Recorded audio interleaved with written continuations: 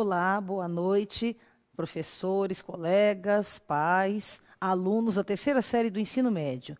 Hoje nós vamos para mais uma aula de arte e o tema de nossa aula de hoje é Relações entre público, obra e visualidades.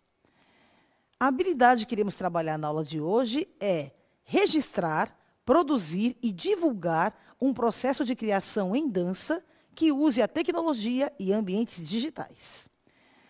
Vamos agora aos objetos de conhecimento ou aqueles conteúdos que a gente aprofunda um pouquinho mais para atingir essa habilidade.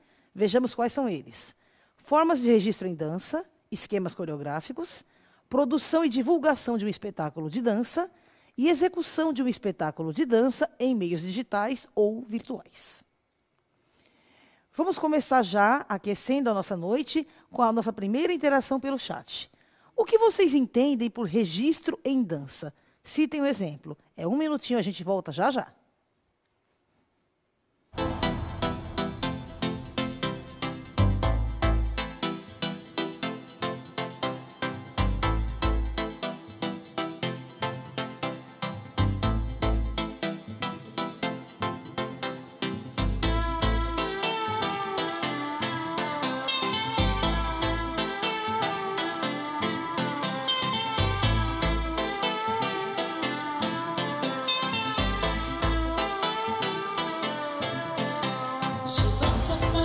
She can't sleep, lying awake in fear of dreams she can't keep. As she lays there thinking to herself, dreams become nightmares that feel like the morning show. She lies awake while the whole town is sleeping. Rain hits her window, the whole world is breathing. There is just no time to find the meaning. If you spend all of your time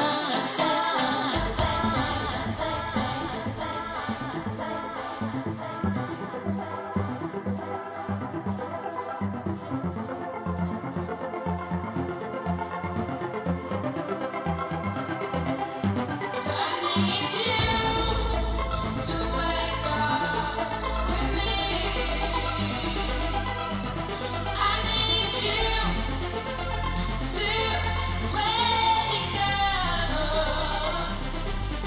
I need you to wake up with me.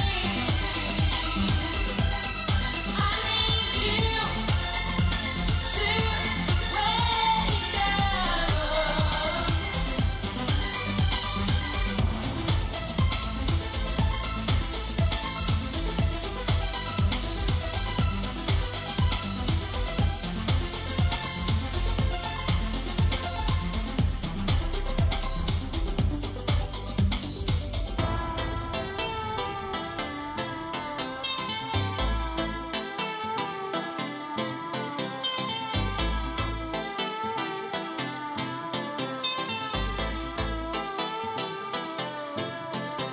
She wakes up from a dream she can't sleep, lying awake in fear of dreams she can't keep.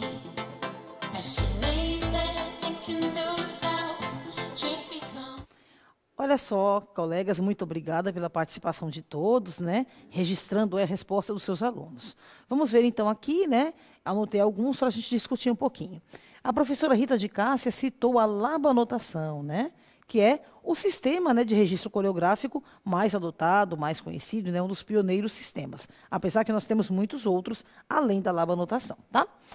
A professora Silveleide, né, falou que é a questão do documentar. O registrar é documentar e pode ser também em vídeo. Sim, né? Olha só, a professora Edith citou, né, o vídeo da apresentação como uma forma de registro e também citou, né, os passos, ou seja, né, a notação através dos passos, né, o registro, né, escrito, ok? Professor José citou as coreografias, professora Maria Dilma os movimentos e a professora Rosa Maria o projeto. Muito bem, gente, muito obrigada pela participação de todos, né? Dá para ver que está todo mundo bem afinadinho, bem antenadinho aí com a nossa dança, tá? Então, vamos falar então sobre as formas de registro artístico, né?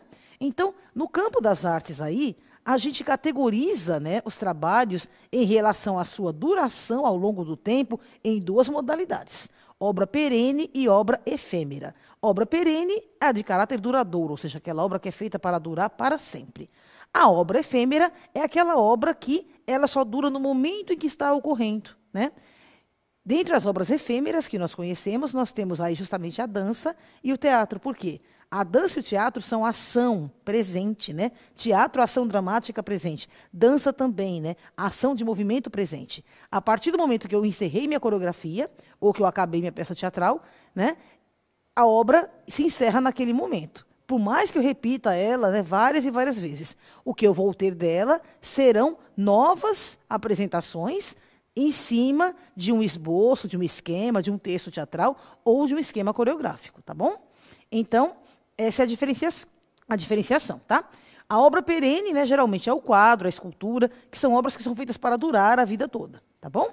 No caso, né, das obras efêmeras, que tem esse caráter efêmero, elas só duram durante a sua execução, tá bom? O que torna a obra efêmera em uma obra perene é justamente o registro que a gente faz dela. No caso de dança e teatro, quando a gente grava em vídeo essas evoluções, né, essa apresentação a gente grava em vídeo, a gente fotografa, né, a gente tem o registro da peça teatral escrita ou da coreografia, né, do esquema de coreografia escrito, aí a gente tem as formas de registro, tornando esta obra perene e possibilitando que ela possa ser reinterpretada, né, até mesmo se façam releituras delas, adaptações, né, ao longo dos anos, aí, ao longo dos séculos, né, dependendo, né. Haja visto aí as peças gregas, né, e balés como o Lago dos Cisnes, né, e o Quebra-Nozes, tá bom? Tá? Então, gente, né, nessas formas de registro, né, a gente está vendo aí, né, uma forma de registro, olha só, tá? Justamente de um grupo de dança, né, onde a gente está vendo aí, né, o coreógrafo junto, né, de seu corpo de baile, tá? E aí é um ensaio, né? Então, eu tornei esse momento deste ensaio, que era uma coisa efêmera, numa coisa perene. Certo? Então, vamos entender um pouquinho, né, novamente falando aí da labanotação, desse esquema coreográfico em dança. Observe a imagem que aparece aí na tela, né? Essa imagem, gente, é justamente uma das partes, né, do esquema de labanotação. Nesse esquema, eu vejo aí as partes do corpo. Para cada parte do meu corpo, ou para cada articulação, eu tenho um símbolo, um signo, um sinal que vai me indicar exatamente aqui de que parte do corpo eu estou falando. E, né, posteriormente, aí eu vou ter outras indicações, né? Se é o lado direito, se é o lado esquerdo, né? Se é a frente, se é atrás, quantas vezes eu vou ter que repetir aquele gesto, né? Tudo isso vai sendo colocado aos poucos dentro do esquema de coreografia, tá? Dentro da labanotação. Como vocês já sabem, Rudolf Laban, ele cria, né, através dos seus estudos do movimento do corpo, né, e estudos da anatomia, né, justamente para observar, né, dentro da noção de quinesfera ou cinesfera, né, essa redoma, né, que nós temos em toda a nossa extensão, né, tanto lateral, né, quanto dianteira, quanto traseira, né, essa redoma imaginária que nós temos dentro de nós, né, que nós temos ao nosso redor. Né, ele se baseia, então, nos estudos, né, do homem vitruviano, de Leonardo da Vinci, lá da Idade Média, e ele coloca, então, né, essa questão de que todos nós possuímos, né, uma quinesfera, ou seja, um campo espacial totalmente próprio nosso, até onde, né, o nosso movimento pode chegar. Tá certo? Olha só. Então, gente, né, para a gente ampliar um pouco esse conhecimento, né, como é que a gente faz, então, né, depois que a gente já condicionou o nosso corpo como dançarinos, né, depois que, né, o nosso coreógrafo já nos passou a coreografia, o mais importante para o dançarino é criar a chamada consciência corporal ou a memória corporal. Ou seja, o meu corpo, justamente por fazer repetidas vezes aquele gesto, aquele movimento, ele vai criar essa memória, né, física, tá? Então, fica muito mais fácil para mim repetir essa coreografia quantas vezes forem necessárias. Por isso que os ensaios são constantes, né? E logo nos primeiros ensaios são bem exaustivos, né? São muitas horas de ensaio, justamente para forçar o meu corpo a ficar condicionado para que eu crie essa consciência corporal, essa memória corporal, e também para que eu consiga perceber justamente as possibilidades do meu corpo, né? Até onde eu posso ir com o meu gesto, com o meu movimento, e também, né, aquilo que eu não vou conseguir fazer, ou seja, as limitações do meu corpo, tá? O condicionamento físico ele vai me dar exatamente esse balizamento daquilo que eu consigo fazer com o meu corpo, até onde pode meu gesto, até onde, que possibilidades eu tenho para ele, e também, né, quais as limitações aí do meu corpo, tá? Ok? Então, gente, essas limitações elas vão variando no decorrer da vida, né? Quando a gente é mais jovem, né, geralmente, nós temos uma elasticidade maior física, né?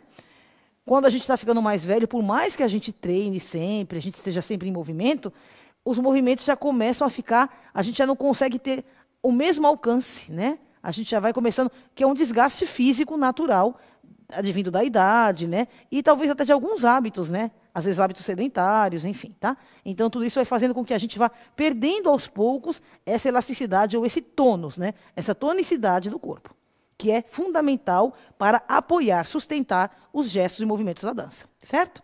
Então, gente, sempre, né, quando a gente vai produzir um espetáculo de dança, né, após a fase final, onde a gente escolhe o tema, né, que a gente vai trabalhar, o enredo, sobre o qual vai ser montada a coreografia, a gente procede, então, à confecção de um projeto. E ele deve ser muito minucioso. Nenhum detalhe pode escapar. Por quê? Né? Eu tenho que convencer o meu potencial patrocinador de que o meu projeto é bom. Tá certo? Então, aí eu vou definir prazos, vou ver quais recursos humanos, financeiros, materiais eu devo adotar, aonde eu vou levar, né? Onde eu vou conseguir colocar esse espetáculo, para qual público-alvo, com qual finalidade. Então, tudo isso eu tenho que deixar muito claro e muito definido no meu projeto. Tá?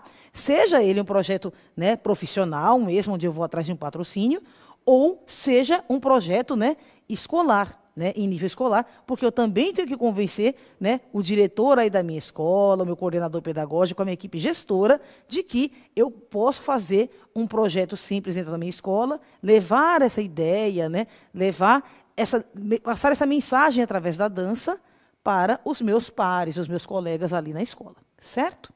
Então, gente, quando a gente termina de elaborar esse projeto, colocando todas as etapas bem definidas, né, o que cada um vai fazer, né, quando a gente delega, né, as tarefas de cada pessoa da equipe, né, e tudo mais, a gente vai justamente coletar os recursos.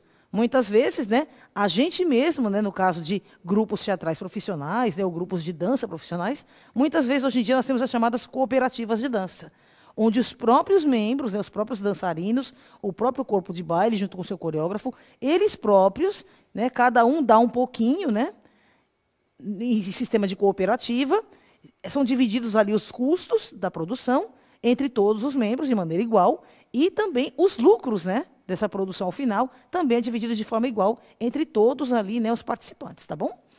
Esse, hoje em dia, é um dos casos, né, mas é muito comum hoje em dia se ver cooperativas nas companhias de dança e de teatro, tá? E também, né, tem essa questão de você conseguir um patrocínio externo, uma verba externa, né, seja ela da sua escola, né, como no caso aqui a gente está falando de um projeto para a escola, ou até, né, no caso de um projeto profissional, como eu falei antes, atrás de um patrocínio, né, de uma empresa privada, né, ou até mesmo pública, que possa, então, patrocinar ou, pelo menos, apoiar culturalmente com alguma quantia, algum valor ou algum material que a gente necessite. Certo? Então, gente, depois que a gente conseguiu todos os recursos materiais, físicos, financeiros, humanos, que a gente precisa para o nosso projeto, a gente vai passar, então, para a fase de produção, né, propriamente dita. Então, na fase de produção, é muito importante que cada um tenha bem definido qual o seu papel. Ou seja, foram delegadas tarefas, responsabilidades para cada membro do grupo. Então, cada um tem que agir de acordo ali com o seu papel para que, né, esse monte de pessoas agindo em conjunto consigam fazer o melhor possível e levar um bom espetáculo para o seu público-alvo. Certo? Então, nessa hora, gente, acontece a divisão, a delegação de tarefas, e aí todos os setores se envolvem e começam a conversar entre si, porque tudo é uma engrenagem. Todas as peças dessa engrenagem têm que caminhar juntas e de maneira harmoniosa. Certo? Então, vamos lá. Os figurinos e adereços, né, Quem vai ficar responsável em comprar, em produzir, né, em fazer, fabricar? Eu tenho um aderecista, eu tenho um figurinista, o figurinista vai fazer os figurinos de adereços, eu tenho ele só para desenhar e vou ter uma costureira, uma terceira pessoa que vai confeccionar esse material, esses figurinos, né?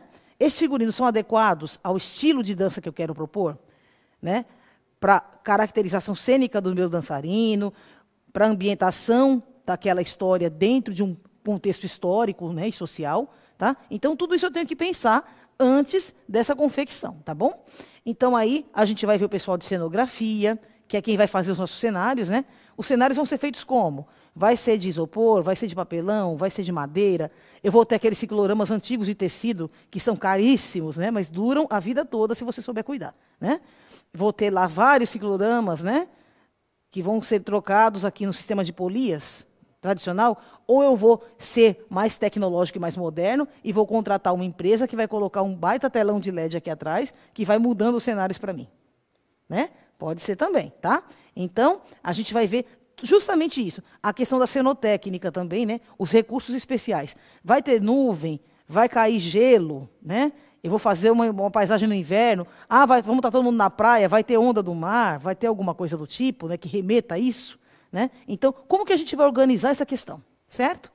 Então, gente, aí, né, quando a gente vê todos esses recursos especiais, sonoplastia, né, pessoal da divulgação, né, que vai vender, né, para o público essa minha peça, né, através da propaganda, da divulgação, dos cartazes, anúncios, né, nos lugares específicos, né. Vou ter também contar com o pessoal da caracterização cênica, né, os meus maquiadores, para que cada personagem esteja muito bem frisado.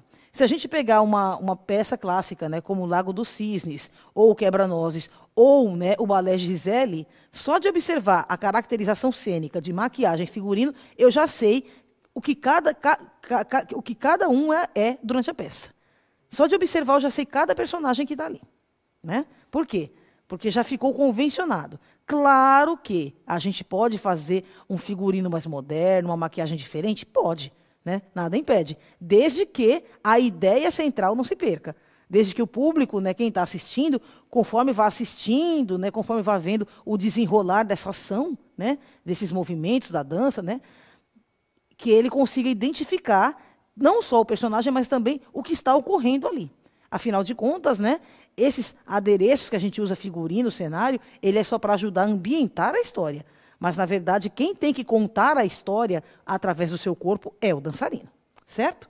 Então, gente, nós temos aí os ensaiadores, né, que vão ajudar o meu diretor de cena, tá?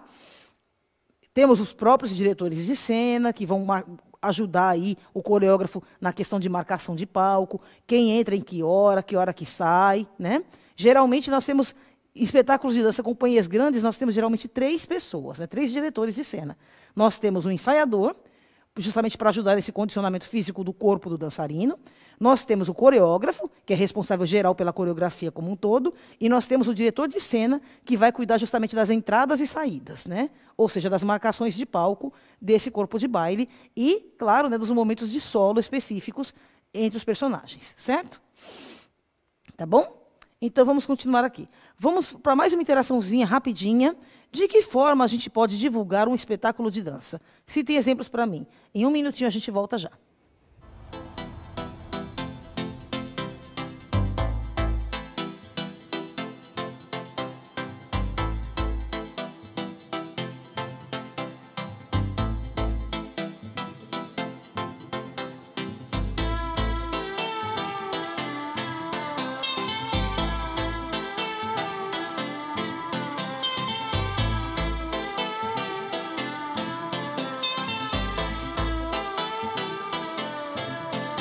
She wakes up from a dream she can't sleep, lying awake in fear of dreams she can't keep.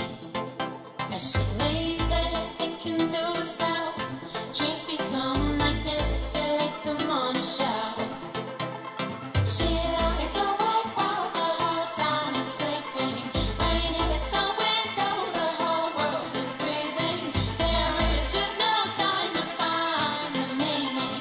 If you spend all of your time sleeping, sleeping, sleeping, sleeping, sleeping, sleeping, sleeping.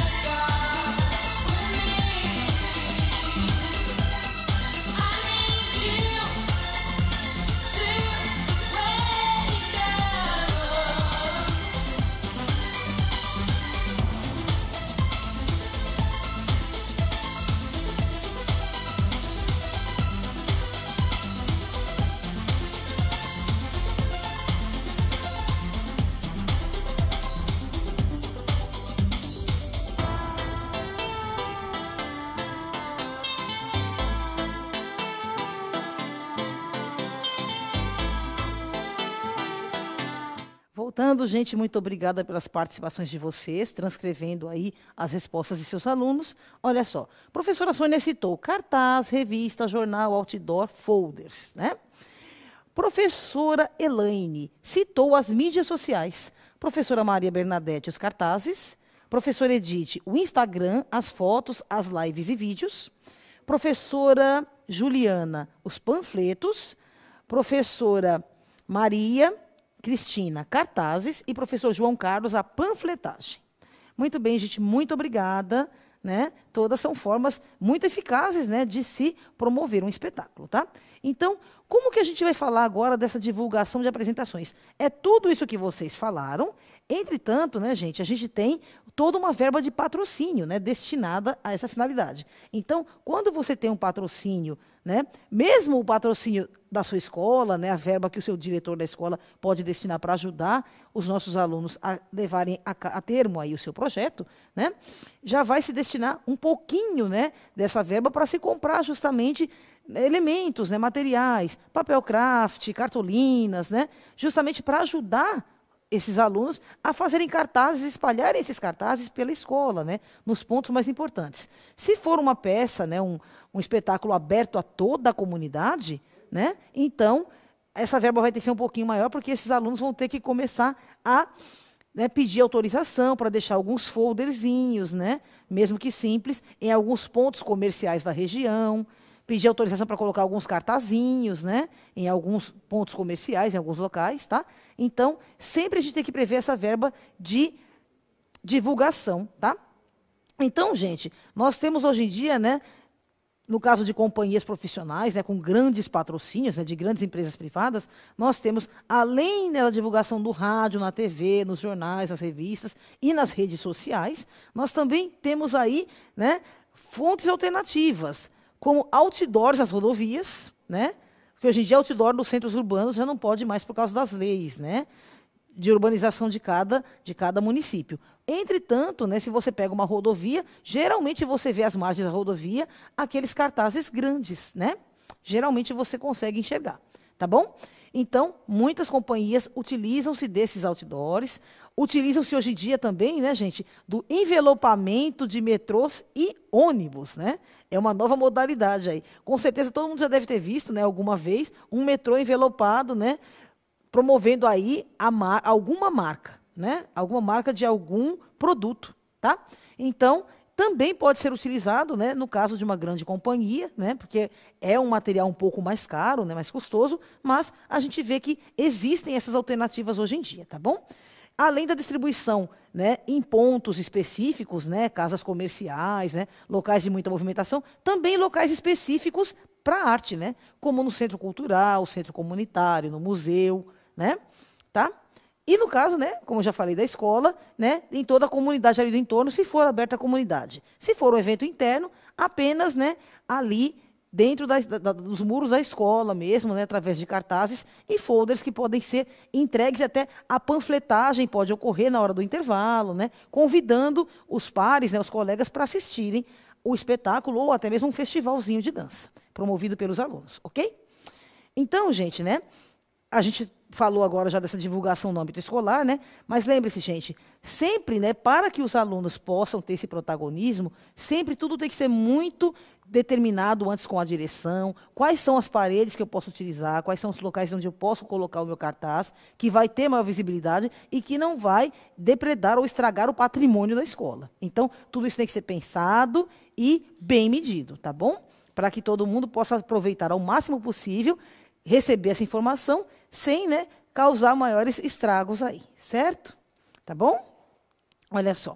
Então, gente, a execução de um espetáculo de dança em meios virtuais e digitais, nos dias de hoje, é a coisa mais comum de acontecer, justamente como a professora citou, através de lives, né, através de vídeos e através de espetáculos que já são feitos pensando na mídia digital. Então, o coreógrafo ou o dançarino, ele escolhe um local apropriado, já coloca as câmeras direcionadas e, ao passo que ele vai fazendo, né, tanto pode ser uma live como pode ser um vídeo a ser transmitido, né, retransmitido várias vezes, né, no decorrer ali, sempre pensando no formato já da mídia digital, né, o formato de tempo, de dinâmica, né, que é bem diferente de um espetáculo ao vivo, né? Porque, do contrário, né, se você excede muito tempo, ele acaba se tornando cansativo, maçante para quem assiste. Também tem esse detalhe. Então, pensando na mídia digital, pensando na agilidade de informação, também você tem que ter essa noção de tempo quando você cria um espetáculo em meio virtual digital, tá bom? Aí vocês veem a imagem, né, de um espetáculo destes, tá? Então, gente, né, como fazer um espetáculo de dança virtual? Os alunos de vocês podem tentar utilizar através de 2, né, programas aí muito simples, né? Aliás, 3 programas eu citei: o Bicut, o KineMaster e o Roblox, tá? São todos todos esses têm versões pagas e gratuitas, e os alunos podem pesquisar na internet, né, a versão gratuita, onde ele pode inclusive criar um avatar e fazer esse bonequinho se mover de acordo com o gesto coreográfico que ele criar, certo? Tá bom? Então, gente, olha, muito obrigada a todos. A nossa aula está terminando agora, né? E a gente, né, está passando aqui a revisão, tá bom? Nessa aula a gente falou um pouquinho sobre as formas de registro artístico, o esquema coreográfico em dança, a produção de espetáculos de dança, a divulgação de apresentações de dança e a execução de um espetáculo de dança em meios virtuais e digitais. Muito obrigada a todos vocês. A gente se vê e agora vai aparecer na tela de vocês o QR Code, tá? Para que vocês coloquem aí suas dúvidas e sugestões. Muito obrigada a todos, boa noite e até a próxima aula. Tchau, tchau.